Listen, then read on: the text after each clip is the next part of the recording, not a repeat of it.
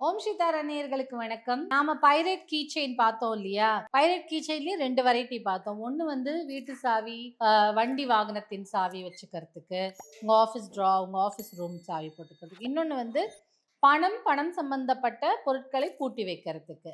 அது பார்த்தோம் இல்லையா? அதே மாதிரி தான் இதுவும் மணி மேக்னெட் கீ செயின். மணியை, பணத்தை மேக்னெட் எப்படி காந்த சக்தி கொண்டிருக்குமோ, இதுல இருக்கும் எல்லா கிறிஸ்டல்ஸும் காந்த சக்தியை கொண்டு பணத்தை ஈர்த்து கொடுக்கும். அதனால இதுவும் வந்து பீரோக்கு, பணம் வைக்கும் பெட்டகத்துக்கு, பெட்டிக்கு, அந்த இம்பார்ட்டன்ட் திங்ஸ் வைக்கிற இடத்துக்கு மட்டும்தான் யூஸ் பண்ணணும். எல்லா விஷயத்துக்கும் இந்த கீ செயின் யூஸ் பண்ணக்கூடாது. ஏன்னா இது மணி மேக்னெட். சரியா?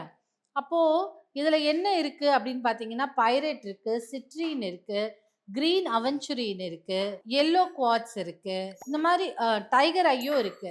டைகர் ஐலாம் அப்படி அடிச்சு எந்த தடை வந்தாலும் அப்படியே அடிச்சு தூக்கி போட்டுட்டு பணத்தின் தடையை உடைத்து எடுக்கக்கூடிய ஆற்றல் கொண்டது.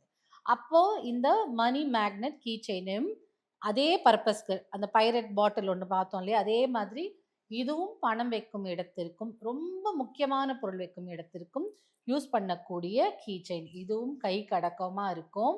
அப்படியே எல்லா விதமான அதிர்ஷ்டத்தையும் நம்ம கைக்குள்ளேயே வச்சுக்கிற மாதிரி ஒரு ஃபீலிங்.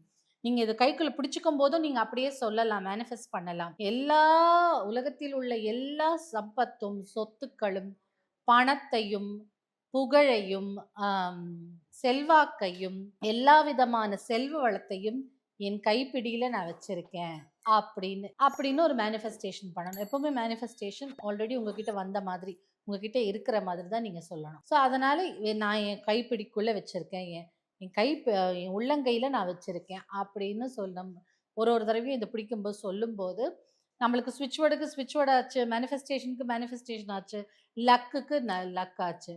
ஸோ இது ரொம்ப இம்பார்ட்டன்ட். நமக்கு என்னெல்லாம் இம்பார்ட்டன்ட் திங்ஸ் வைக்கணுமோ அதனுடைய சாவி இதில் போட்டு